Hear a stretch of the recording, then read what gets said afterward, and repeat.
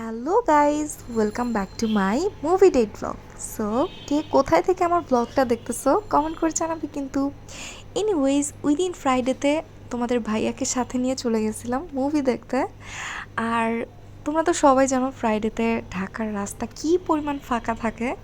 তো আমরা হাতের ঝিল দিয়েই ওই দিন চলে যাচ্ছিলাম, কারণ হাতের ঝিল দিয়ে গেলে জ্যাম থাকে না।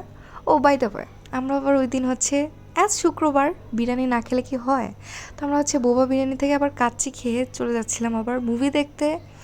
তো এই তো আমরা বসুন্ধরা অলরেডি পৌঁছায়ও গেছিলাম। তো সাকিব আবার কাউন্টার থেকে টিকিট নিয়ে আসলো, আর 2টা টিকিট আমরা কাটছিলাম। আর এই তো তাণ্ডব মুভির সামনে, মানে মুভির কি বলে ট্রেলার ইমেজের সামনে দাঁড়িয়ে একটু পোজ নিচ্ছিলাম, টুকটাক রিলস বানাবো বলে। বাট কিছুই হয় নাই, কারণ মুভি শুরু হয়ে যাচ্ছিল অ্যান্ড সাকিব তাড়াহুড়ো করতেছিল যে চলো চলো, মুভি শুরু হয়ে যাচ্ছিলো আর কত ছবি তুলবা।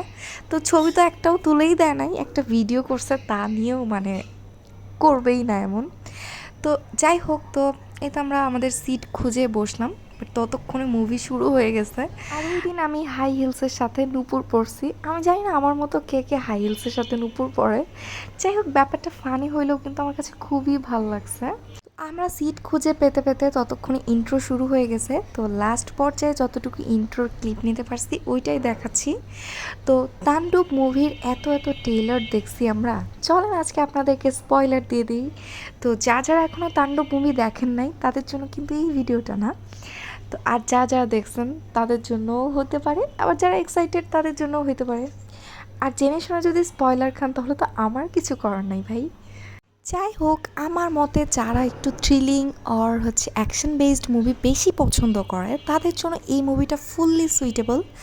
অন দি আদার হ্যান্ড যারা একটু romantic or Prem Prem movie পছন্দ করেন তাদের জন্য কিন্তু এই মুভিটা না। মানে এই মুভিটায় আমি যতটুকু না রোম্যান্টিসিজম খুঁজে পাইছি তার চেয়েও বেশি কিন্তু thrilling type or action type বেশি ছিল। আর যে কথাটা না বলি না, জয়া হাসান কিন্তু ওর ক্যারেক্টারটাতে বেশ ভালো একটা রোল প্লে করছে। দেন অনেকক্ষণ মুভি দেখার পর মাঝখানে ব্রেক ছিল, অ্যান্ড এই ব্রেকে অনেকেই বাইরে যায়, বাট আমি বাইরে যাইনি, বিকজ আমি তো লেজি পারসন। তো তারপর ব্রেক শেষে আবার মুভি শুরু হলো। দেন যেই ভাইরাল গান কমলা বাগানে সৈগ, ওই গানটা দেখলাম। তারপর সিয়ামের পার্টটা আসলো। তো সিয়ামও এই মুভিতে জাস্ট একটা রোল প্লে করছে, আউটস্ট্যান্ডিং, পুরাই আউটস্ট্যান্ডিং ছিল।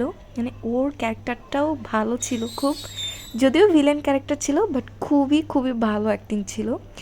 তো যাই হোক, তো মুভি এভাবেই চলতেছিল। তো দেখতে দেখতে মুভিটা শেষও হয়ে যায়। Last but not the least, আপনারা একটা কথা জানলে খুবই খুবই অবাক হবেন। সেইটা আপনাদের ভাইয়া আমাকে জীবনেও আজ পর্যন্ত মুভি ডেটে নিয়ে যায় নাই। আমরা একসাথে আছি 5টা বছর, বাট ও জীবনেও আমার সাথে যায় নাই। এমনিতে আমি আমার প্যারেন্টসের সাথে বা ফ্রেন্ডদের সাথে অনেকবার গেছি, বাট এইবার ও ফর দ্য ফার্স্ট টাইম আমার সাথে গেছে। তাও আবার আমার সাথে কেউ যাচ্ছিল না। ইনিশিয়ালি আমি আমার বান্ধবী রূপমাকে বলতেছিলাম যে চল আমার সাথে মুভি দেখতে যাই, বাট ওর নাকি সময় ছিল না। তো আমি একা একাই মুভি দেখার জন্য বুক করতে যাচ্ছিলাম। ঠিক সেই মুহূর্তেই জামাই বলতেছে না, একা যাওয়ার দরকার নাই, চলো আমিও যাই। এভাবেই আর কি ফার্স্ট মুভি ডেট ডান হলো। সো কেমন লাগলো সবার কাছে ব্লগটা কমেন্ট করে জানাবেন।